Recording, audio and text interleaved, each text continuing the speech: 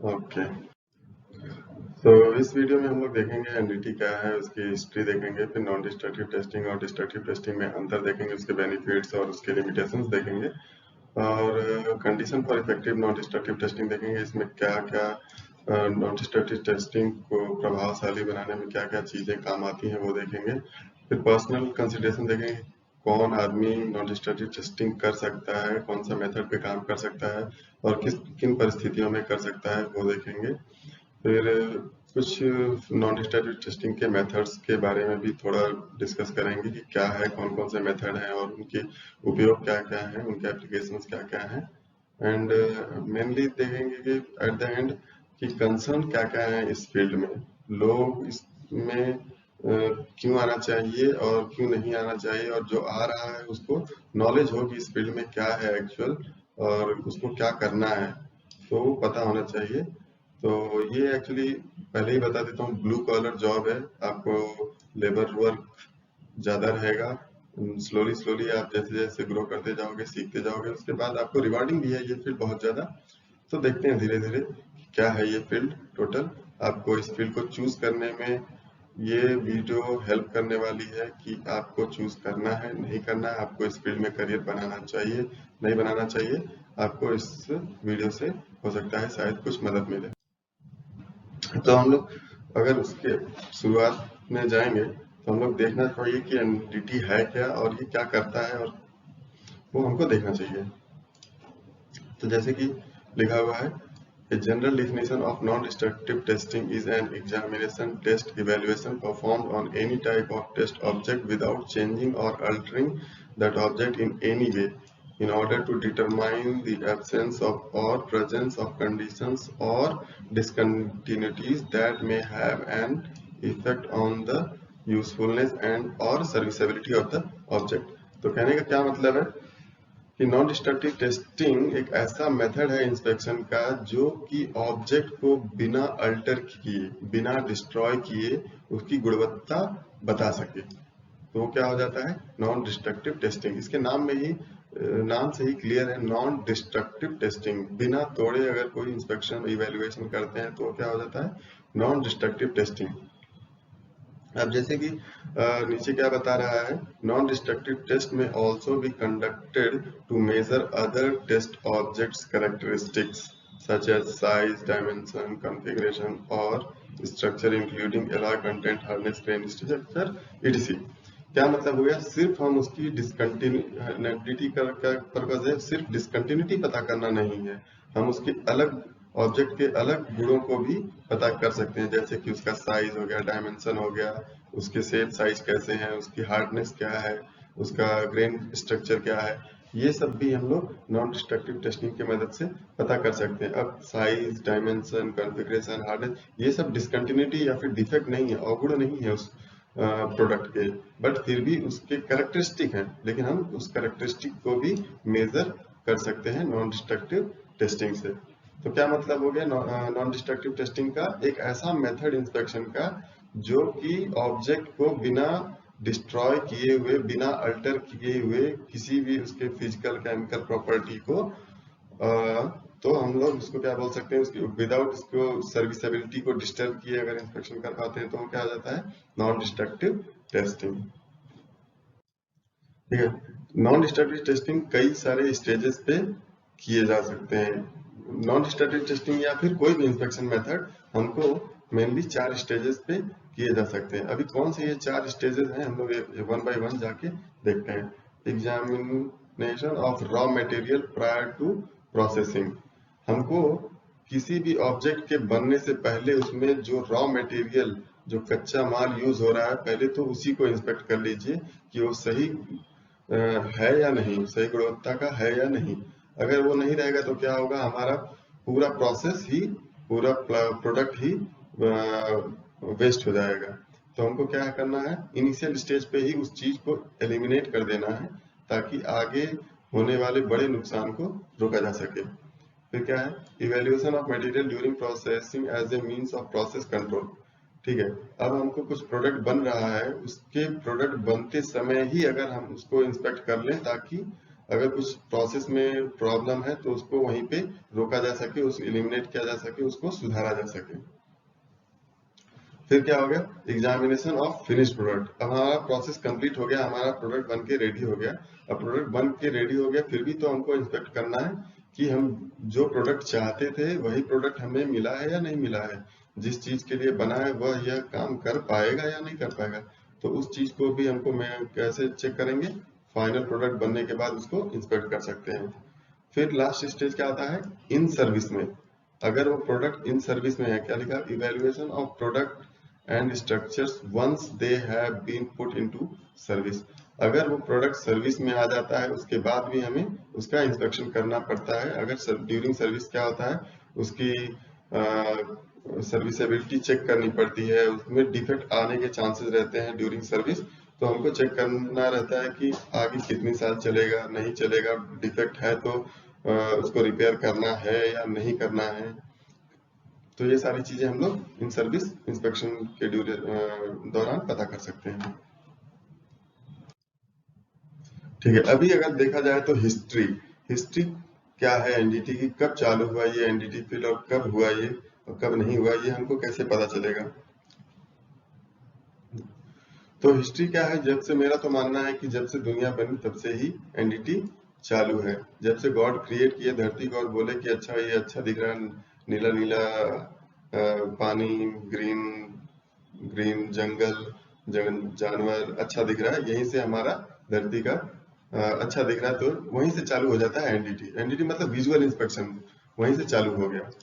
अभी अगर देखा जाए पुराने जमाने में जब बेल बनते थे, तो बेल बनते थे तो उस समय हमारा साइंस इतना डेवलप नहीं हुआ था जो कि हम बता सकें कि इसकी गुणवत्ता पता कर सके। तो उस समय इसका गुणवत्ता कैसे पता करते थे लोग, इसके साउंड से, इसको बजा के चेक करते थे कि सही बज रहा है या नहीं बज रहा है। अगर इसमें लेट से अगर कुछ क्रैक रहता और इंटरनल कुछ डिफेक्ट रहता तो ये साउंड अच्छा नहीं करता, जैसा करना चाहिए वैसा नहीं करेगा। तो बेल बनाने वाला कारीगर ऐसे उसके साउंड से पता करता था कि बेल सही बनी है या नहीं बनी है। अब जैसे कि आप लोगों ने कई बार सुना होगा कि कॉइन गिरता है तो लोग बता देते हैं कि कौन सा कॉइन गिरा है। और सुना क्या होगा, आप भी बता सकते हो कि 5 का कॉइन गिरा है या फिर 1 रुपए का कॉइन गिरा है, 2 रुपए का कॉइन गिरा है। कैसे बता सकते हैं, उसके साउंड से। उसके साउंड को पता करके हम लोग बता सकते हैं कि कौन सा सिक्का गिरा है, कौन सा कॉइन गिरा है। कैसे, वो उसके साउंड से। ये क्या है, हम उसके सिक्के को तोड़ के या फिर बेंड करके तो नहीं बता रहे हैं कि कौन सा सिक्का गिरा है। कैसे बता रहे हैं, नॉन डिस्ट्रक्टिव वे से। हाथ में लेके भी बता सकते हैं, टच करके बता सकते हैं। कैसे बता रहे हैं, इसको तोड़ तो रहे नहीं, उसको फील करके बता रहे हैं कि कौन सा कॉइन है। तो ये भी क्या है, एक तरीके का नॉन डिस्ट्रक्टिव टेस्टिंग है। फिर क्या है, पहले जमाने में जब राजा महाराजा के टाइम पे तलवारें बनती थी, या फिर अभी भी ब्लैक स्मिथ कैसे एश्योर करता है कि उसका जो भी प्रोडक्ट बना है वो सही बना है। ब्लैक स्मिथ के पास, हमारे पास जो आधुनिक तरीके हैं इंस्पेक्शन के, वो नहीं रहते हैं। वो क्या करता है, नॉक करके चेक करता है उसका साउंड कैसा बज रहा है। उसके तरीके से वो बताता था कि हमारा जो भी प्रोडक्ट मैंने बनाया है वो सही बना है। अभी देखा जाए नेक्स्ट एग्जांपल, एक अंधा आदमी। एक अंधा आदमी कैसे अपना जीवन यापन करता है, कैसे सरवाइव करता है विदाउट देखे। कैसे बता देता है कि ये 10 का नोट है, ये 5 का सिक्का है, या फिर ये गड्ढा है। ये सारे तरीके हैं नॉन डिस्ट्रक्टिव इवेल्युएशन के, नॉन डिस्ट्रक्टिव टेस्टिंग के। तो हम कहाँ से बता, इन सारी एग्जाम्पल से हम क्या बताना चाह रहे हैं कि ये बता पाना मुश्किल है कि एनडीटी का जन्म कब हुआ और कब से शुरुआत हुआ। तो ये मान लिया जाए कि जब से हमारा एग्जिस्टेंस है, जब से अर्थ का एग्जिस्टेंस चालू हुआ, तब से नॉन डिस्ट्रक्टिव टेस्टिंग चालू है। एक एग्जांपल यहाँ देख लेते हैं। ये जो एक बॉयलर है, दुनिया का सबसे पहला बॉयलर, और उस समय नॉन डिस्ट्रक्टिव टेस्टिंग पिक्चर में नहीं आया था, फिर भी लोग इसको पता कर लेते थे कि ये कब तक चलाना चाहिए और कब इसको सर्विस से हटा देना चाहिए। इसके साउंड से, ये इसका साउंड अलग साउंड करने लगता था जब इसकी सर्विसेबिलिटी घटने लगती थी या फिर इसमें डिफेक्ट आ जाते थे, तो अलग साउंड करने लगेगा ड्यूरिंग सर्विस। तो समझ जाते थे कि अब इसका टाइम हो चुका है। लेकिन फिर भी अगर हमको पता करना रहे कि अगर कब तक कब से एनडीटी फील्ड चालू हुआ है, तो ये सारी कुछ चीजें हैं जो एनडीटी फील्ड में डेवलप हुई हैं और डॉक्यूमेंट हुई हैं, तो हम पता बोल सकते हैं कि एनडीटी यहाँ से एक्चुअल चालू हुआ है एज पर द साइंस कह सकते हैं। तो 1800 में क्या हुआ था, थर्मोग्राफी ऑब्जर्व हुआ था बाय सर विलियम हैसल से। सिमिलरली 1831 में क्या हुआ था, इलेक्ट्रोमैग्नेटिक इंडक्शन माइकल फैराडे ने इजाद किया था। ऐसे ही बहुत सारे इवेंट्स हैं। 1880 से लेके 1992 में कुछ रेल रोड का इंस्पेक्शन का कुछ हुआ था। फिर 1895 में एक्सरे का इजाद हुआ था, रोंटगेन ने किया था, ये तो सबको मालूम होगा। देन 1927 में इलेक्ट्रिक करंट के द्वारा एचसी डार्क ने कुछ इंस्पेक्शन रेल रोड का किया था।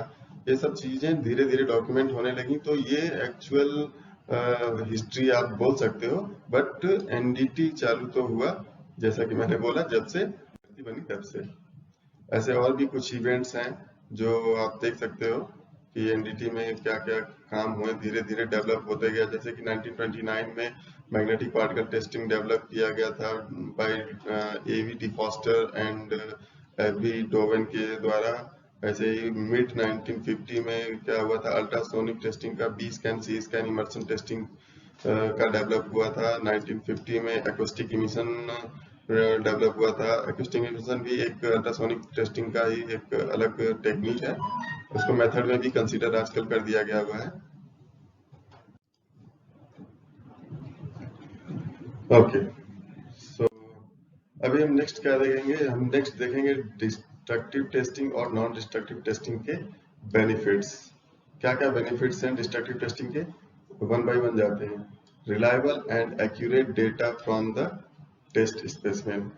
टेस्ट स्पेसिमेन से हम जो भी स्पेसिमेन का जो भी पार्ट का हम इंस्पेक्शन करते हैं, टेस्ट करते हैं, उसका एक्यूरेट डेटा मिलता है, रिलायबल एंड एक्यूरेट डेटा मिलता है।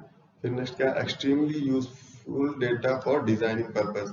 जो भी डेटा हम इससे प्राप्त करते हैं वो डिजाइनिंग पर्पस के लिए बहुत ही महत्वपूर्ण रहता है। जैसे कि अगर वेसल का डिजाइन करना है तो डिस्ट्रक्टिव टेस्टिंग का डेटा हमें यूज में लेना पड़ता है। Information can be use to establish standard and specification. जैसे कि एसएमई का, एसएनटी का, ये सब का जो भी स्टैंडर्ड और ये सब बनाते हैं, वो डिस्ट्रक्टिव टेस्टिंग के बेस पे बनाते हैं कि इसका कौन सा डिफेक्ट रिजेक्टेबल होगा, एक्सेप्टेबल होगा, या फिर कितना थिकनेस होना चाहिए जॉब का, कितना लेंथ होना चाहिए, कितना डाया होना चाहिए। ये सारी चीजें डिस्ट्रक्टिव टेस्टिंग के डेटा से मिलती हैं। ठीक है, data achieved through the destructive testing is usually quantitative. क्या बोल रहा है, जो भी डिस्ट्रक्टिव टेस्टिंग से डेटा जो मिलता है वो क्या होता है, क्वांटिटेटिव होता है। क्वांटिटेटिव का मतलब क्या होता है, 5 मतलब 5, एक रेंज नहीं मिलता है 5 to 10, ऐसा नहीं, 5.5 भी नहीं और उसके कम भी नहीं, 4.5 भी नहीं। ठीक है, next, typically various service conditions are capable of being measured। Service conditions हम इससे पता कर सकते हैं कि सर्विस इसका सही चल रहा है या नहीं चल रहा है, या फिर कब तक चलेगा। जैसे कि नेक्स्ट लाइन में लिखा भी हुआ है, useful life can generally B predicted. हम इसका रिमेनिंग लाइफ प्रिडिक्ट कर सकते हैं with the help of destructive testing. जैसे कि कितना दिन चला है या फिर और कितने दिन हमारा प्रोडक्ट वर्क करेगा, ये हम लोग डिस्ट्रक्टिव टेस्टिंग की मदद से पता कर सकते हैं। सिमिलरली अब देखते हैं नॉन डिस्ट्रक्टिव टेस्टिंग के benefits. The part is not changed और altered and can be used after examination. सबसे बड़ा बेनिफिट नॉन डिस्ट्रक्टिव टेस्टिंग का कि हमको पार्ट को अल्टर या फिर चेंज या फिर तोड़ना मोड़ना नहीं पड़ता है, वो पार्ट को हम लोग रीयूज में ले सकते हैं। सबसे बड़ा बेनिफिट नॉन डिस्ट्रक्टिव टेस्टिंग का। आफ्टर दैट क्या है, every item or a large portion of the material can be examined with no adverse consequences। हम बहुत बड़े पार्ट को इजीली इंस्पेक्ट कर सकते हैं विदाउट किसी हार्मफुल इफेक्ट के। सही बात है, अच्छी बात है, बेनिफिशियल है नॉन डिस्ट्रक्टिव टेस्टिंग यानी कि।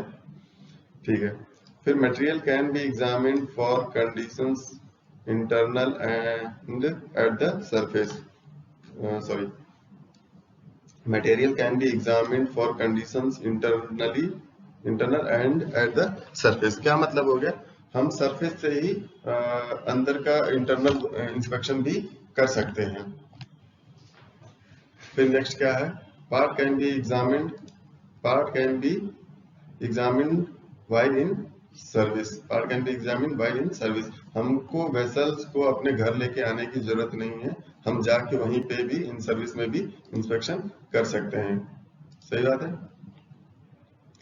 Many entity methods are portable and can be taken to the object to the examine। बहुत मोस्टली एंटिटी मेथड्स क्या है, पोर्टेबल है, हैंडी है, हम उसको उठा के लेके जा सकते हैं इंस्पेक्शन के लिए। अब जैसे कि हमने इंस्पेक्शन मेथड स्टेजेस पढ़े हैं, चार स्टेजेस होते हैं। रॉ मटेरियल का हमको इंस्पेक्शन करना है, then after during production inspection करना है, फिनिश प्रोडक्ट इंस्पेक्शन करना है, फिनिश प्रोडक्ट का फिर क्या करना है, सर्विसेबिलिटी का भी इंस्पेक्शन करना पड़ता है।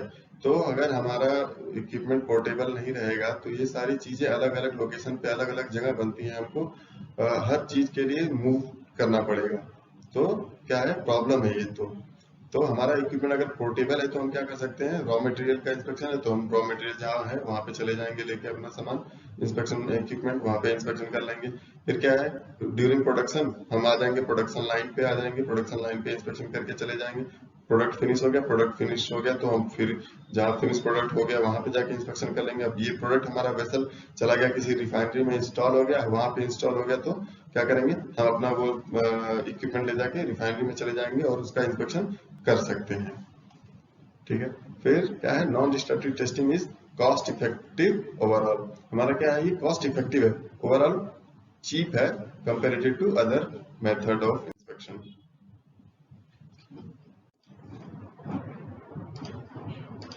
ठीक है। अब नेक्स्ट हम लोग क्या देखेंगे, लिमिटेशंस देखेंगे डिस्ट्रक्टिव टेस्टिंग के और नॉन डिस्ट्रक्टिव टेस्टिंग के। डिस्ट्रक्टिव टेस्टिंग के क्या क्या लिमिटेशंस हैं, data applied only to the specimens being examined. जो टेस्ट पीस हम एग्जामिन कर रहे हैं वो डेटा उसी पे अप्लाई करेगा, ना कि पूरे प्रोडक्ट पे। पूरे प्रोडक्ट पे हम एक अनुमान लगा सकते हैं कि ये टेस्ट पीस इससे निकला हुआ है तो इसका अगर इतना ये स्ट्रेंथ, इसका टेंसाइल स्ट्रेंथ ये है तो बाकी पूरे प्रोडक्ट का भी यही होगा, हम अनुमान लगा सकते हैं, बट ऐसा होता नहीं है। ठीक है। फिर most destructive test specimens can not be used once the test is completed. क्या होता है, डिस्ट्रक्टिव टेस्टिंग के बाद हमारा प्रोडक्ट क्या होता है, बेंड हो जाता है, टूट जाता है, उसकी वजह उस तरीके से अपने फिजिकल प्रॉपर्टीज बदल जाती हैं, केमिकल प्रॉपर्टीज बदल जाती हैं, तो हम उसको रीयूज में नहीं ले सकते हैं। नेक्स्ट क्या है, many destructive testing requires large expensive equipments in a laboratory environment. इसके इक्विपमेंट जो भी आइजोल टेस्ट हो गया, यूनिवर्सल लोड टेस्टिंग हो गया है, फिर आपका हैमर टेस्ट हो गया, ये सारे क्या चीजें हैं, बड़े इक्विपमेंट्स हैं जिनको एक पर्टिकुलर लेबोरेटरी और इन्वायरमेंट की आवश्यकता होती है। तो हम इसको पोर्टेबल नहीं है कहने का मतलब। ठीक है। फिर लिमिटेशंस देख लेते हैं हम लोग। नॉन डिस्ट्रक्टिव टेस्टिंग का लिमिटेशंस क्या है, it is usually quite operator dependent. ये क्या है, ऑपरेटर डिपेंडेंट है। ऑपरेटर कैसा काम करता है, हमारा ऑपरेटर जो भी टेक्नीशियन है या फिर जो भी इंजीनियर है उसको सही नॉलेज है या कि नहीं, उस पर डिपेंड करता है हमारा पूरा इंस्पेक्शन टेक्निक और इंस्पेक्शन मेथड और पूरी एक्टिविटीज। ठीक है। Some methods do not provide permanent record of the examination. बहुत सारे एनडीटी मेथड्स हैं जिसमें हमको परमानेंट रिकॉर्ड नहीं मिलता है। जैसे कि पहले जमाने में कुछ साल पहले जाएं तो यूटी के हमको रिकॉर्ड्स नहीं मिलते थे, पर अभी आजकल तो बहुत सारे एडवांस इक्विपमेंट्स आ गए जिससे रिकॉर्ड मिल जाते हैं, लेकिन पहले नहीं मिलते थे। सिमिलरली डीपीटी अगर देखा जाए, डाई पेनिट्रेंट टेस्टिंग, उसमें अगर हम लोग फोटोग्राफी के द्वारा अगर उसका इमेज कैप्चरिंग नहीं करते हैं तो हमें उसका परमानेंट रिकॉर्ड नहीं मिलता है। सिमिलरली अगर मैग्नेटिक पार्टिकल टेस्टिंग में देखा जाए तो उसमें भी हमको परमानेंट रिकॉर्ड नहीं मिलता है अगर फोटोग्राफी के द्वारा उसको रिकॉर्ड करके न रखा जाए तो। फिर क्या है, NDT methods do not generally provide quantitative data. Quantitative data नहीं देता है एनडीटी, क्वांटिटेटिव डेटा नहीं देता है। इसका मतलब क्या हुआ, ये कंपैरेटिव देता है। हमारा गुड ऑब्जेक्ट कैसा था और हमारा जो इंस्पेक्ट कर रहे हैं वो कैसा है, वो कंपैरिजन बताता है, क्वांटिटेटिव डेटा नहीं बताता है, परसेंटेज वाइज बता सकता है या फिर कंपैरिजन वाइज बता सकता है कि ये इसके तुलना में ये ऐसा है, ऐसा बताएगा। जैसे कि डिस्ट्रक्टिव टेस्टिंग में हमने बताया था क्वांटिटेटिव बताता है, 5 मतलब 5, इसमें ऐसा नहीं है। ठीक है, फिर orientation of discontinuities must be considered. क्या बोलता है इसमें, ओरिएंटेशन बहुत बड़ा रोल प्ले करता है डिफेक्ट और डिसकंटिन्यूटीज को डिटेक्ट करने में। हमको मल्टीपल मेथड्स और मल्टीपल टेक्निक्स अप्लाई करने पड़ते हैं 100% एश्योर करने के लिए कि सारे ओरिएंटेशन के डिफेक्ट कवर हुए हैं या नहीं। तो मल्टीपल मेथड्स और मल्टीपल टेक्निक्स अप्लाई करने पड़ते हैं अगर उसको ओरिएंटेशन को, सारे ओरिएंटेशन के डिफेक्ट को पकड़ना रहता है। तो नेक्स्ट क्या है, evaluation of some test results are subjective and subject to disputes. बहुत सारे रिजल्ट्स जो भी हैं उस कुछ प्रोस्पेक्टिव पे गलत इंटरप्रेट होने के चांसेस रहते हैं, कुछ नॉन रिलेटेड डिफेक्ट्स को, नॉन रिलेवेंट इंडिकेशंस को डिफेक्ट का भी हम लोग बोल सकते हैं, कभी कभी नहीं होता है। तो ये सब चीजें क्या है, हम लोग इसको इग्नोर कर सकते हैं कैसे, जब आदमी को एक्सपीरियंस हो जाता है उस टेक्निक और उस प्रोडक्ट के बारे में धीरे धीरे, तो धीरे धीरे ये सारी चीजें इलिमिनेट हो जाती हैं। नेक्स्ट लिमिटेशंस क्या है, while most methods are cost effective, some such as radiography can be expensive। जैसे कि मैंने पहले बताया था non destructive testing cost effective है बट सारे नहीं है। जैसे कि एग्जांपल में दिया हुआ है रेडियोग्राफी। रेडियोग्राफी में क्या होता है, हमको एरिया को आइसोलेट करना पड़ता है। आइसोलेट का क्या मतलब हुआ, वहां पे और कोई एक्टिविटीज नहीं कर सकता। क्यों नहीं कर सकता, क्योंकि ये हार्मफुल है बॉडी के लिए, हार्मफुल है ह्यूमन बॉडी के लिए। तो वहां पे बाकी एक्टिविटीज को होल्ड करना पड़ता है। बाकी एक्टिविटीज को होल्ड करना पड़ता है तो डायरेक्टली और इनडायरेक्टली क्या हो गया, हमारा पूरे प्रोजेक्ट का कॉस्ट इंक्रीज हो जाता है।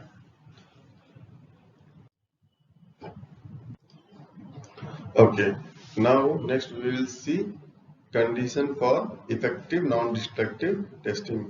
non-destructive testing के लिए क्या क्या इफेक्टिव कंडीशन, कैसे प्रभावशाली बनाया जा सकता है इस पूरे नॉन डिस्ट्रक्टिव टेस्टिंग को, क्या क्या हमें करना पड़ेगा और क्या क्या चीजों को ध्यान देना चाहिए, वो हम इस स्लाइड में देखेंगे। क्या लिखा है, पहला the product must be testable. तो ये तो बहुत सिंपल लाइन में लिखा हुआ है, product must be testable, but इसका मीनिंग डीप है। आप अगर समझे तो कोई प्रोडक्ट अगर इंस्पेक्शन के लायक ही नहीं है, उसको हम क्या इंस्पेक्शन करेंगे। जैसे कि अगर हम बताया जाए, अगर किसी प्लेट का इंस्पेक्शन करना है, अगर हमें किसी प्लेट का इंस्पेक्शन करना है तो इस पे हमको बीपी करना है या फिर एमपीआई करना है, हम कैसे पता करेंगे। अगर ये एसएस है, एसएस का मटेरियल है और इस पे हम एमपीआई करने चले तो क्या मतलब हुआ कि ये मटेरियल एमपीआई के लिए टेस्टेबल नहीं है। तो हमको क्या करना है, इस पे डीपीटी प्रीफर करना पड़ेगा इंस्पेक्शन के लिए। तो इसका मतलब ये हो गया कि हमको टेक्निक अपना सेलेक्ट करना पड़ेगा as per the requirement। Before inspection we need to select the proper method and technique as per the requirement। ठीक है, approved procedure must be followed। सारे टेक्निक्स के लिए अप्रूव प्रोसीजर होते हैं लेवल 3 के द्वारा बनाए हुए, रिव्यूड बाय द क्लाइंट। हमको उस चीज को फॉलो करना पड़ेगा ताकि कोई चीज मिस ना हो जाए। जो चीज रिकमेंड की गई है उस चीज को वही चीज फॉलो किया जाए। फिर क्या है next, suitable equipment based on the application. Suitable, हमको suitable equipment based on the application use करना पड़ेगा। अब suitable equipment based on the application का क्या मतलब हो गया। अब जैसे कि मैं बोलूं, एक कहावत है ना, जहाँ काम आए सुई वहां कहाँ करे तलवार। तो जहाँ पे हमको सुई का काम है हम सुई से काम करेंगे, जहाँ हमें तलवार का काम है वहां हम तलवार का यूज करेंगे। ठीक है, फिर प्रॉपर डॉक्यूमेंटेशन। प्रॉपर डॉक्यूमेंटेशन ये इस फील्ड का सब एक बहुत इंपॉर्टेंट रोल प्ले करता है। इसमें क्या क्या डॉक्यूमेंटेशन आते हैं, एक जनरल आपको आइडिया दे देता हूँ। जैसा कि हो गया अपना, कौन सा आदमी इंस्पेक्शन करने जा रहा है उसका क्वालिफिकेशन सर्टिफिकेट, फिर एनडीटी की उस मेथड में सर्टिफिकेट, जो इक्विपमेंट लेके जा रहा है उसका कैलिब्रेशन सर्टिफिकेट, जो मटेरियल यूज कर रहा है डीपीटी एमपीआई का उसका बैच नंबर और सर्टिफिकेट, देन जो आपने उसका प्रोसीजर साइन किया हुआ है कि नहीं, फिर देन लेटर ऑन जो आपने रिपोर्ट बनाया है वो रिपोर्ट आपको किसी इंजीनियर से वेरीफाई करके साइन करा के होना चाहिए। तो ये सारी चीजें डॉक्यूमेंटेड होनी चाहिए ताकि इन फ्यूचर अगर कोई रेफरेंस ढूंढे और पता करना चाहे, रिपीटेबिलिटी चेक करना चाहे तो हमको आसानी से मिल सके। फिर क्या है next, person should be qualified in respective methods and technique. जैसा कि ऑलरेडी पहले भी हम लोगों ने डिस्कस किया था कि ये पर्सनल डिपेंडेंट मेथड्स है ये NDT, so person should be qualified in particular methods and technique. तो ये सारी चीजें अगर हम फॉलो करते हैं तो हम एश्योर कर सकते हैं कि प्रभावशाली तरीके से हम अपना नॉन डिस्ट्रक्टिव टेस्टिंग कर रहे हैं और इफेक्टिव तरीके से कर रहे हैं। ठीक है, नेक्स्ट हम क्या देखेंगे, पर्सनल कंसिडरेशन। पर्सनल कंसिडरेशन मतलब आदमी की क्वालिफिकेशन क्या होनी चाहिए और क्या नहीं होनी चाहिए, और उसको कौन कंट्रोल करता है और उसमें क्या क्या लेवल्स होते हैं, क्या क्या क्वालिफिकेशंस लेवल होते हैं। पहले तो जैसे कि ऑलरेडी हम लोगों ने डिस्कस कर चुके हैं कि एंटिटी मेथड्स डिपेंडेंट होता है पर्सन पे, तो person should be qualified in particular methods और टेक्निक्स। तो इन ये सब जो भी सर्टिफिकेट्स होते हैं इनको कुछ बॉडीज हैं ऑल ओवर द वर्ल्ड जो कंट्रोल करती हैं, जो प्रोवाइड कराती हैं, जैसे कि हो गया आईएसओ, एएसएनटी, सीसी, पीसीएन, ये सारी सर्टिफिकेशन बॉडीज हैं जो हम जिनके द्वारा हम लेवल 2 लेवल 3 सर्टिफाइड हो सकते हैं और फील्ड में काम कर सकते हैं। तो आजकल प्रचलन में ज्यादा है आईएसओ, एएसएनटी, स्विसी, पीसीएन, ये 3-4 जो हैं इंडियन मार्केट और गल्फ कंट्रीज में ज्यादा एक्टिवली काम कर रही हैं। बाकी सब भी हैं बट ये इन सब की ये एमआईएल स्टैंडर्ड, ये मिलिट्री स्टैंडर्ड है, और ये आईएसओ, ये सब सारी चीजें अलग अलग के लिए स्टैंडर्ड है, बट सारे का काम एक ही है।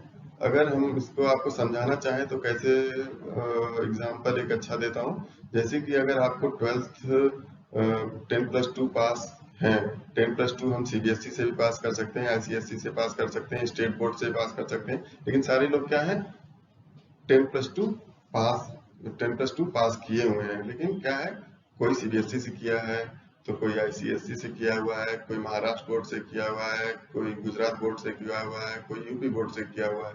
तो सारी सबकी मान्यता एक ही है, बट जिसमें जिसको समझ में आता है कर सकता है। फिर इसमें कई लेवल होते हैं क्वालिफिकेशन के, जैसे कि trainee level 1, level 2 and level 3। Level 3 highest qualification है इसमें, और सारे लेवल के लिए कुछ प्री रिक्वायरमेंट है, आपको minimum number of training hours और minimum number of experience gain करना पड़ेगा, तब जाके आप 1 बाय 1 स्टेज आप लेवल ट्रेनिंग से लेके लेवल 3 तक अचीव कर सकते हैं।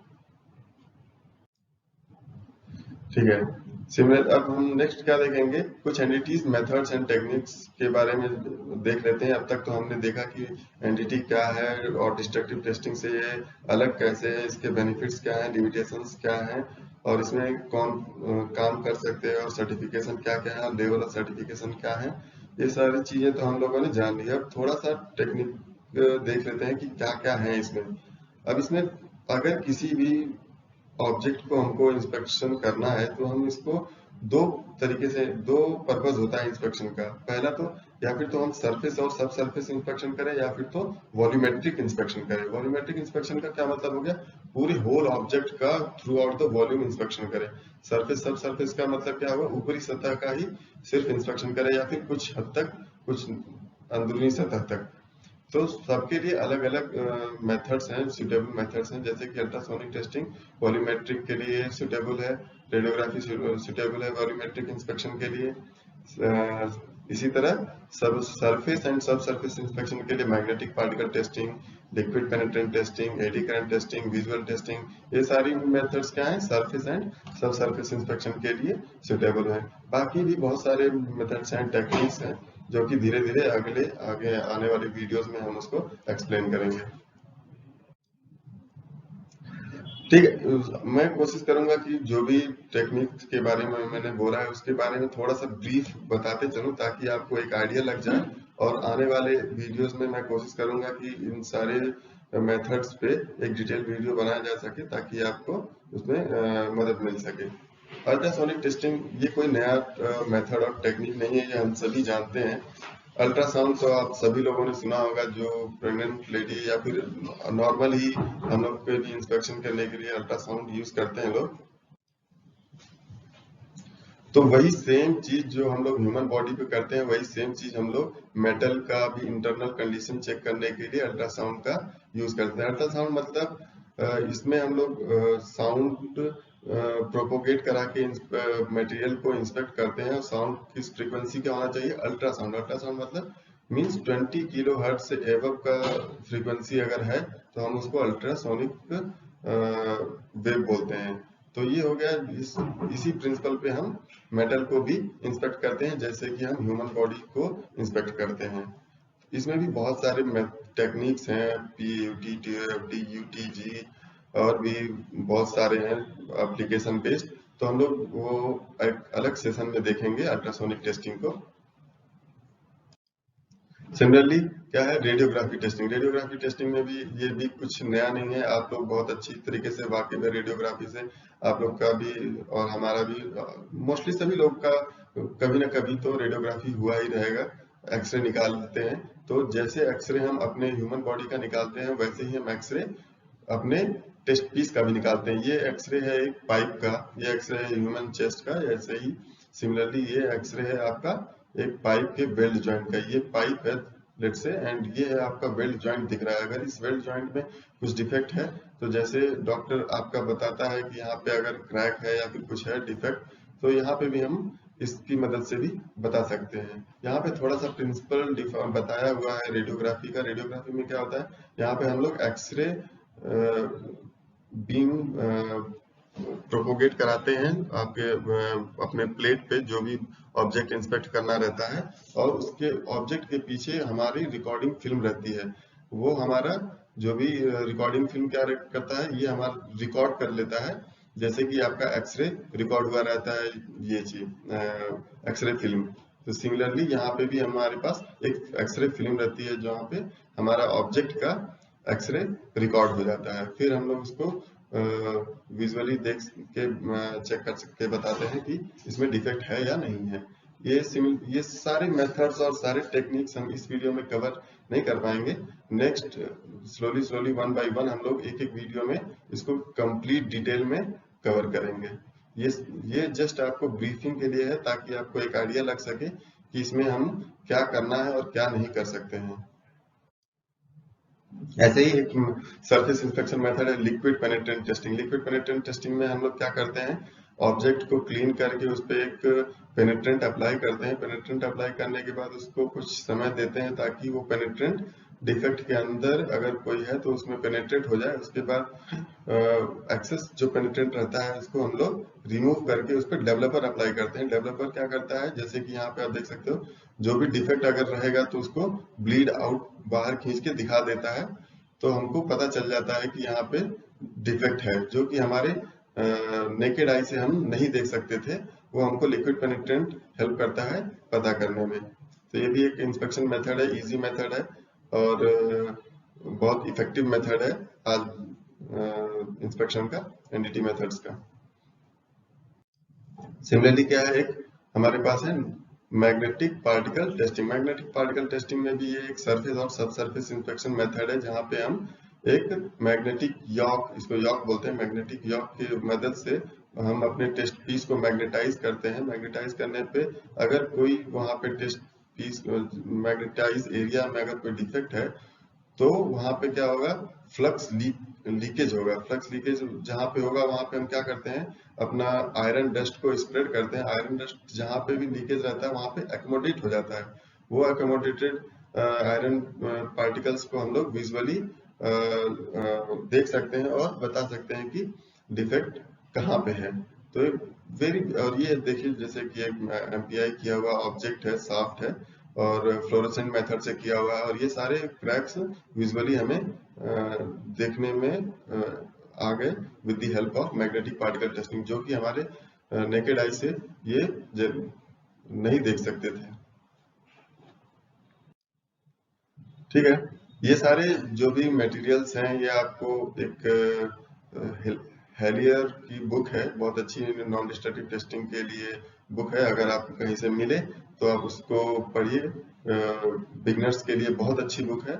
एंड उसके बाद भी बहुत सारे इंटरनेट पे मटेरियल्स अवेलेबल है। NDE.org पे बहुत अच्छा मटेरियल है, क्विज के साथ, क्वेश्चन बैंक के साथ, और मेथड्स को बहुत अच्छे से वहाँ पे बताया गया हुआ है। और इसी तरीके से NDT.net एक फॉरम है जहाँ पे बहुत सारे NDT के एक्सपर्ट अपने राय को बताते हैं। अगर आपको कोई क्वेश्चंस हैं तो आप उस पर पोस्ट कर सकते हैं, और वहाँ पे आपको दुनिया भर से एक्सपर्ट्स आपको मदद के लिए वहाँ पे आंसर करते हैं। और यूट्यूब भी एक अच्छा जरिया है आजकल, अपने इंटरनेट को उपयोग में लाइए, और सीखने के लिए तो दुनिया छोटी है अगर सीखना है तो।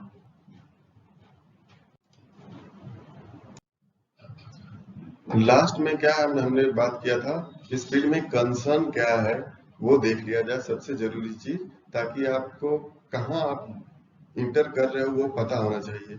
ये सारे इमेज एक एनडीटी एक्टिविटीज करते हुए लोगों की ही है। ये बंदा करीबन 200 मीटर हाइट पे लटका हुआ है रोप के जरिए और इंस्पेक्शन कर रहा है। तो ये रिस्क है। रिस्क मतलब एडवेंचरस है। अगर आप एडवेंचर की तरह देखोगे तो एडवेंचर है, जिसको रिस्क लगता है वो रिस्क है। यहाँ पे जैसा कि मैंने बोला था कि ये व्हाइट कॉलर जॉब नहीं है, ये ब्लू कॉलर जॉब है। ये इंस्पेक्शन हो रहा है अंडरग्राउंड पाइपलाइन का। वो पिट, वहां पे मिट्टी निकाल के वहां पे आपको कीचड़ में जाके इंस्पेक्शन करना पड़ेगा। यहाँ पे देख सकते हैं एक बॉयलर में आपकी क्या हालत हो जाती है, 90 मीटर हाइट पे आपको काम करना पड़ता है। ये हमारे एक मित्र हैं जो कि इंस्पेक्शन के लिए गए हुए थे किसी पाइपलाइन के, और नाम नहीं ले सकता किस कंपनी के लिए गए थे और किस कंपनी से हैं। और उस पाइपलाइन तो किसी एग्रीकल्चर फील्ड के थ्रू जा रहा था, और वहां पे क्या हुआ, बारिश के टाइम पे बारिश हो गई और वहां से क्रेन, तो हमको इन सारे कंडीशंस में काम करने पड़ेंगे, अंडरग्राउंड, एवर ग्राउंड। ये बच्चा पाइपलाइन का इंस्पेक्शन करने के लिए पाइप पे चढ़ा हुआ है। तो ये सारे चैलेंजेस हैं, आप इसको एडवेंचरस भी मान सकते हो, और ये सारे चैलेंजेस हैं इस एंटिटी फील्ड में, और रिवार्डिंग भी है सिमिलरली आपको। ये देखिए, ये एक ऐसा ग्रुप है जहाँ पे एनडीटी के बहुत सारे नामी चेहरे हैं, और आपको जब फील्ड में अगर किसी को जानते होंगे तो समझ जाएंगे। तो इसमें से कोई इसरो का साइंटिस्ट है, या फिर कोई किसी अच्छे मैनेजरियल पोस्ट पे है, किसी कोई एप्पल फेलोशिप में है। सारे अच्छे अच्छे पोस्ट पे आज के डेट में है, जो कि शुरुआत किए थे इन्हीं के जैसे शुरुआत किए थे ये लोग भी। और आज कोई साइंटिस्ट है इसरो में, और कोई किसी प्लांट में मैनेजर है। तो ये field side by side rewarding है। जितना आप इसमें आप मेहनत कर सकते हो उतना ही रिवार्डिंग है। जैसा बोलते हैं ना, जितना गुड़ डालोगे उतना मीठा होगा, ये फील्ड ऐसा ही है। तो चूज करने से पहले आप इसको अच्छे से समझ लें, और फिर आपको ये रिवॉर्ड में बहुत अच्छा रिटर्न देती है ये फील्ड।